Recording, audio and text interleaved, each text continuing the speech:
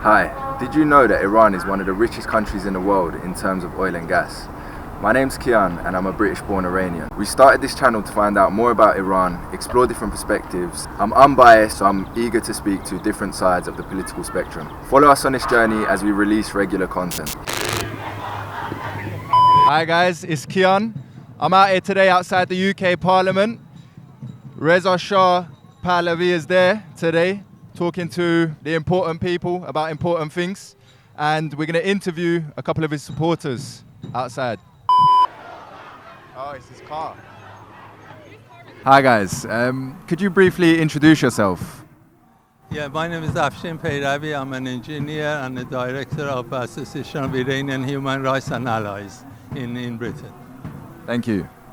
My name is Dr. Nazak Tavakkoli, and I'm a dental surgeon, and I'm one of the directors of the Association of Iranian Human Rights and Allies as well. Could you tell us a little bit more about the organization that you're a part of and why you're here today? Well, the Association of Iranian Human Rights and Allies is an NGO, and during these past few years, the 3 years since Mahsa Amini's death, we have been trying to be the voice of the Iranian people and the voice of voiceless. We have tried to help those innocent who's been tortured, or the families of prisoners and those who are stuck in countries like Turkey, and we're trying to do everything we can to move towards a free democratic Iran. As many will know, these protests have been going on for many years. Something happens, the Iranian people come out, and nothing seems to change within Iran. The regime is still in power. What practical steps do you see for Iranians to realize the free democracy that you spoke of? I think the regime is at its weakest point, and I think bit by bit Iranian people are trying to take over and take the power. Look at the women in Iran. They've been the forefront of this revolution, and they managed to break a lot of taboos. And I've heard the mandatory hijab, they're trying to enforce it, but they've been fighting against it. And we know for a fact that 80% of the Iranian inside are against the regime. They're just looking for a solution, and now it's the time for them to move forward and say their voice, not to be afraid anymore, because this is the dictators that are trying to oppress, and is the wrong propaganda. The regime is very weak, and there is a chance for the young people to rise and let them be able to dance in the streets. Why not? Let them sing freely, let them go hand in hand, women, girls, everywhere without any restrictions. There is a chance now. Could I get your thoughts on this? Well, for one thing, I think the Europeans and some American governments, they should take their hands from regimes back. Unfortunately, for too long, there has been appeasement of the Iranian regime. They've been supporting it. Now is the time for the governments to go behind the Iranian people, to support them.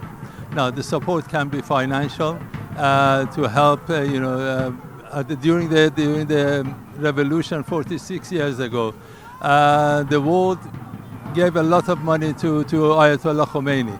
Americans, they gave 150 billion, and Gaddafi gave them 350 billion. So they were able to organize demonstrations and The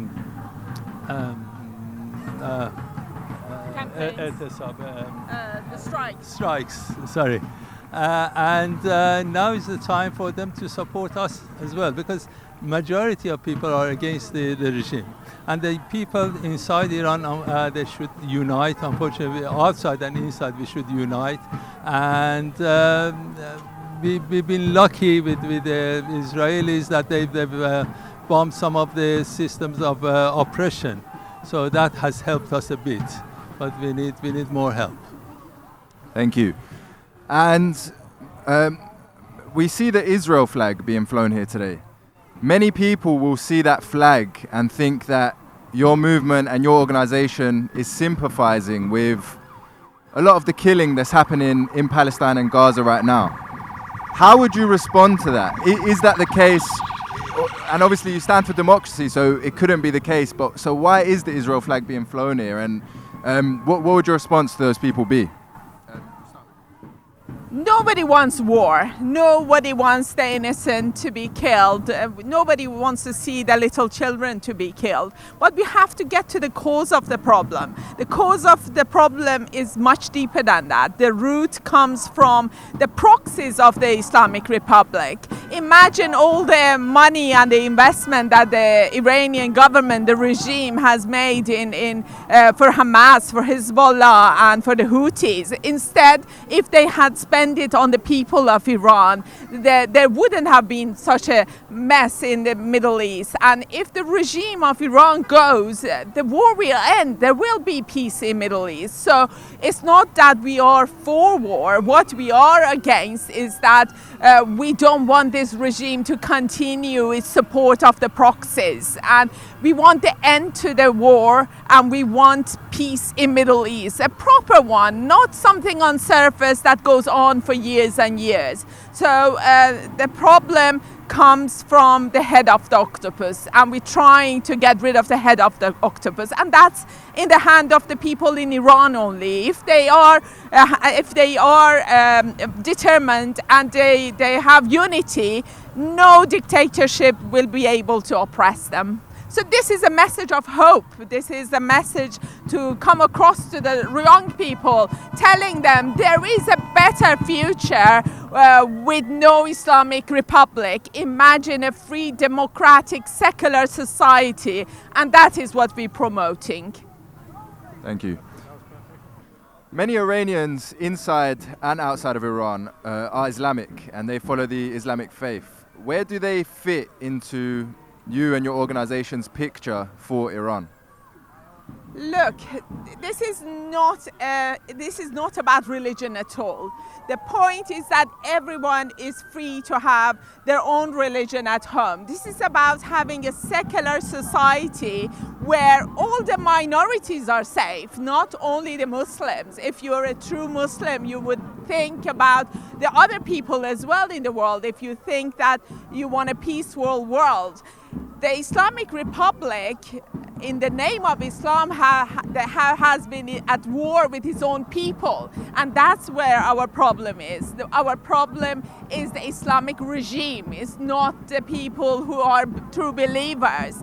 And you need to think that, just read your history. If you are Iranian, go and read your history, which is 2,000-3,000 years old. See where we stand in history. We were always the forefront of human rights, and we just promoting human rights. At the moment, there is no human rights in Iran. There are so many innocent. My own father was executed when I was only 9 years old, and there are many, many people that are in my place. This is what we want to stop to. It has nothing to do with religion. So a secular society means that you're free to have any religion you want, but at the same time, there's free education, and you have to read about your own history, know your own history. That is my advice. What is the plan for affecting change in Iran? There is a strategy in place now, and we're trying to move towards a free Iran in a very systematic way. There is a huge organization behind it all where they're trying to bring Iran to a position of transition, and we do not want mayhem. A lot of people say, look, change is scary. Look at Syria, look at Iraq, and we are not the same. There is a plan in place to rebuild Iran, and we want to have this transition in a way that no innocent get hurt in between. So be there, have hope, and know that there is a plan in place. Thank you. Okay. Hi, thank you for taking the interview with me. Could you tell me a little bit about your background and just introduce yourself? Of course, yeah. My name is Anahita Arabkani, and I come from a family that they always support the monarchy in Iran.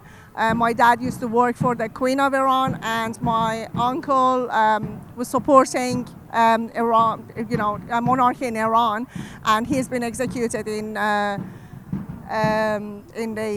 prisons in Iran 40 years ago. And what is the group that you're with today? What is the organization? And could you tell us a little bit more about that? Of course, I am working with the organization called the Democratic Constitutional Monarchy in London. We're based in London, but I'm not living in London anyway, I'm commuting. But here today, it's all Iranian from every single groups and any belief. We are here to support our prince. That's it. So it is not from one organization or one group. We are gathered here all together as Iranian. Thank you. What is MEGA? Could you tell me a little bit more about that? Yes, it is Make Iran Great Again, and it is literally coming from Pahlavis, from the grandfather to the father and now the son. The first generation of the Pahlavis, it was Reza Shah. He was the first person who cared about Iran after the 100 years of the Qajar monarchy, which Iran was going down. And we had lots of things after that. We had educations lifted, everything, the economy and so on. And after Reza Shah, it was Mohammad Reza Shah, who was continuing doing, making Iran great, really showing Iran. Iran has been a brand through the world. Everyone was coming to Iran to see Iran because of the branding that he made. And now it's the son who wants to make Iran great again after these 46 years of disaster. So the son is here today in the UK Parliament. Could you tell us a little bit more about that? Why is he here? I'm not really sure why he's here, but I know that he's been invited by two of the parliament leaders. Can't remember. I know their names. It is Luke Arkhurst and Afra Brendeth. So he's been invited here for a speech, and I know that he's been invited to many other EU parliaments from the first one was here today, so it's going to go on and on. Why is that? Like, are they? Why do they want to speak to him, and what kind of thing would they be talking to him about? Hopefully it would be about his first 100 days in Iran. That's what we assume, that he's going to talk about what is going on when he's getting the country back, the first 100 days and things like that. Could you tell us the difference between the Islamic Republic flag of Iran and the flag that we see here today with the lion and sun symbol? Okay. First of all, I would say Islamic Republic in Iran, not of Iran, because they are not Iranian. They are invading Iran. They invaded Iran about 1979. They are not Iranian. The flag is not Iranian. It is not one single Iranian word in that flag. It is all Arabic. The symbol is Arabic. The written on around the flag is Arabic, so it is nothing Farsi in that. But this one is going around for years and years and years. This sun and lion is the first Iranian flag, and of course, this is our identity.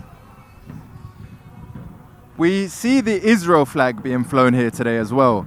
Many people might see that and associate the Israel flag with the killing of civilians, the killing of children that's happening in Palestine and in Gaza right now.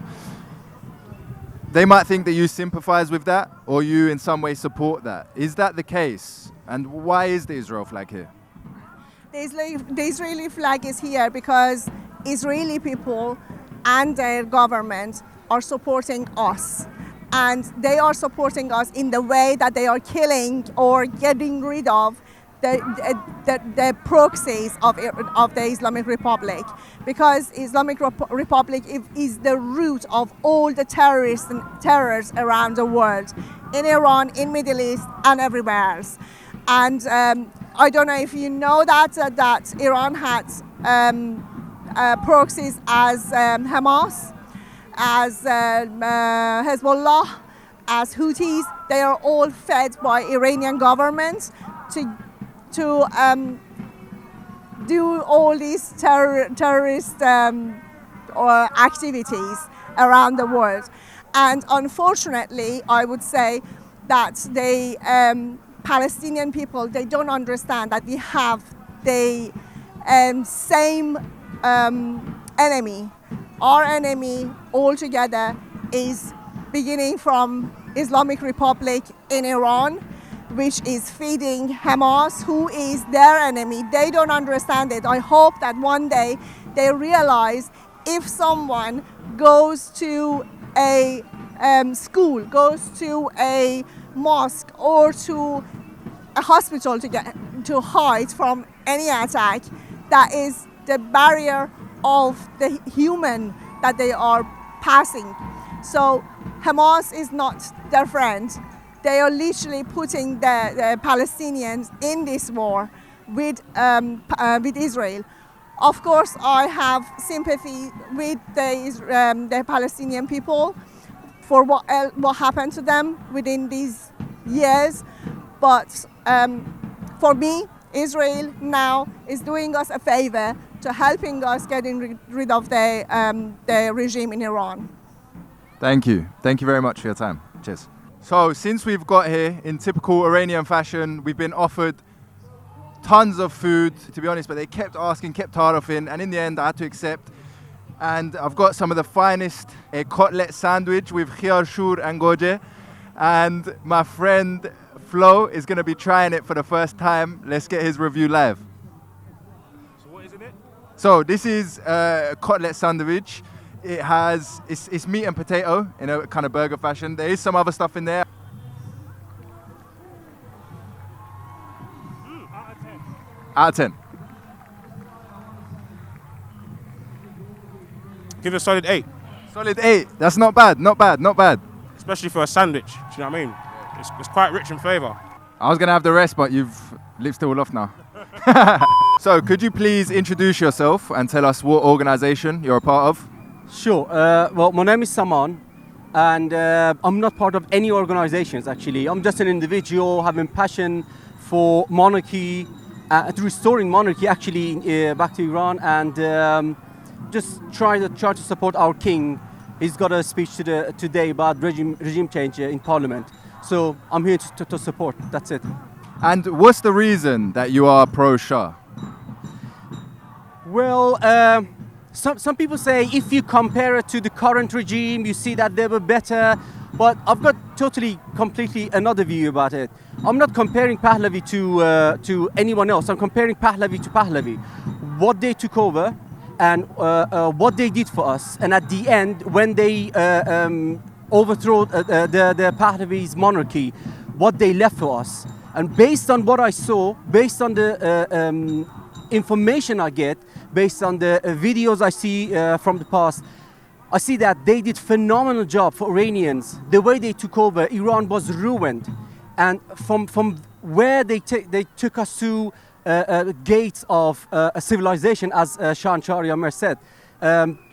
Within, as he said, in 1978 was it, I guess, or 70, no, it's not 75 was it. He said 10 more years and we will be at the gate of civilization.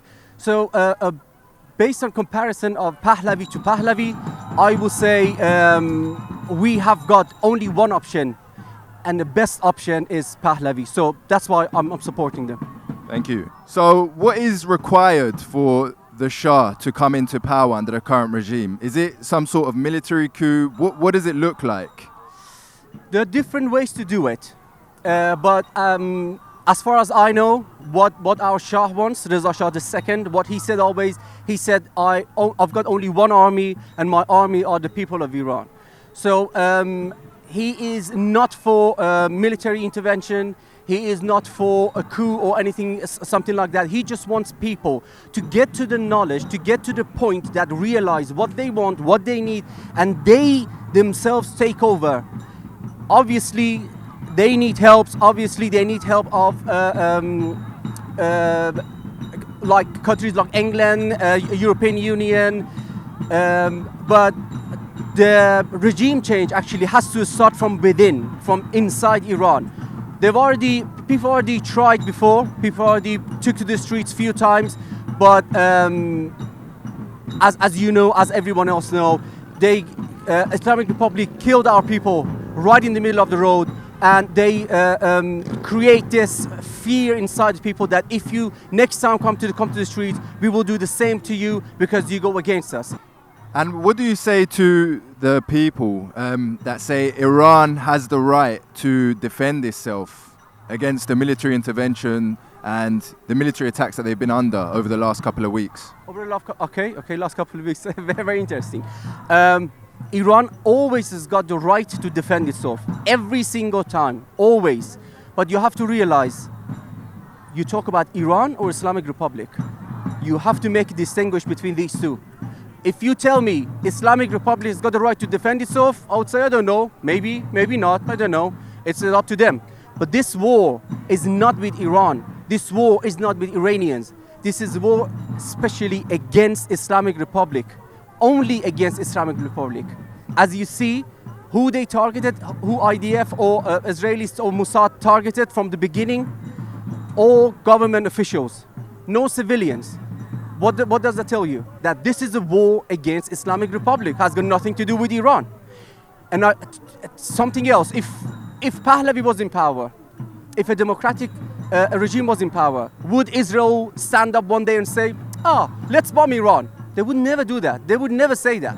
Why they do that? Because they have got a beef with Islamic Republic, has got nothing to do with Iran or Iranians.